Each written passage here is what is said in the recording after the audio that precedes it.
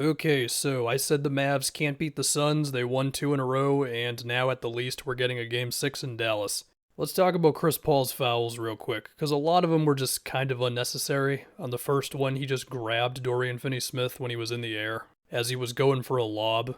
One of them was a pump fake, and he passed it to the corner, but his arms and legs were flailing everywhere, and he got Luka. He had that classic Chris Paul thing where he just kind of stops with a guy behind him to draw a foul, but he was trying to do it against Brunson. That was the fifth one, and I mean, that's something Chris Paul has done quite a lot in his career. No one was shocked to see him do it. The one that may have been the least necessary was at the end of the first half, where he just had a desperate attempt at the rebound and he just crashed into Luka as Luka was going for it as well. So, Chris Paul, don't do that. And also, don't commit like 6 turnovers in the first half, as you did in game three. What makes that even worse before I get to Dallas is how good Devin Booker was in this game. That play they had in the third quarter where he went baseline as DeAndre Ayton was in the post and it was effectively a handoff action plus a screen. That was awesome from Monty Williams. My favorite Booker score in this one before we get to Dallas is it was like second quarter where he got a screen from Ayton and Klebo was in a drop. Reggie Bullock was right on his back. And instead of just like attacking immediately, he sort of waited a second, let DeAndre Ayton go to the baseline, which forced Kleba to go to him for a second, and it kind of froze the defense. And then Booker just, one hesitation, one dribble, and it's a wide open layup for him. So he was great, and unfortunately CP was not. Anyway, for Dallas, I mean, you look at the 23s. When you make that many, of course, there's going to be a few where not a lot really happens in the play, and you just make a tough one. But the coolest thing to me was the way that Dallas relocated off ball. So after a couple of possessions with DeAndre Ayton and drop coverage, which did not work out very well, it was one where Reggie Bullock kind of he was at the block, and then as Luka got the screen, Bullock relocated to the corner, which resulted in Ayton having to close out to him in the corner. He didn't get to him.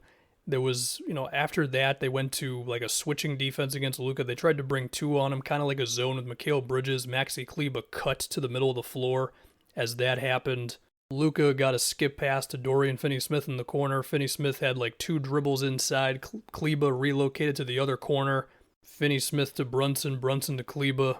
Open three with Crowder closing out on him. That was good. There was a similar one like that in the third where Luka was posting up on Chris Paul and then Kleba cut from the wing and it forced the Suns defense to collapse and it was a skip pass to Dorian Finney-Smith in the opposite corner. He was open. That's how you go at the Suns defense. I think another key thing in this one was the Mavs bullying campaign or bullying, not bullying as much, but kind of picking on Cam Johnson. Like Dinwiddie had one where he had an ISO on Cam Johnson in the corner. He got by him without doing too much, and he was able to hit Bertans in the opposite corner for a three.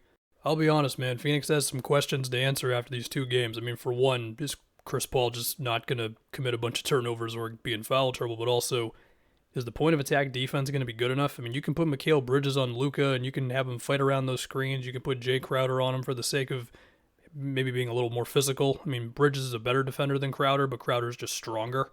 But with the way Dallas is incorporating more movement at the same time that these screens are happening, on top of like they're just so spaced out all the time, and sometimes there were just plays in this one where it was like the Suns were just forced to bring somebody from the corner, and it's like, well, that's an easy pass.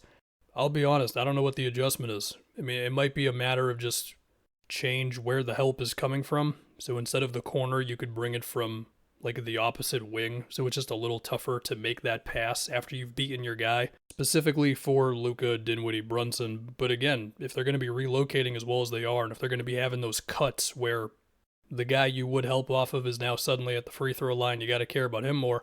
Again, I don't know what the right thing is. The other thing to make note of in this one is that Dwight Powell played 9 minutes, Maxi Kleba played 34, Bertans played about 13. I think Dallas, at least in this one, was a little more all in on spacing out Ayton as much as they could.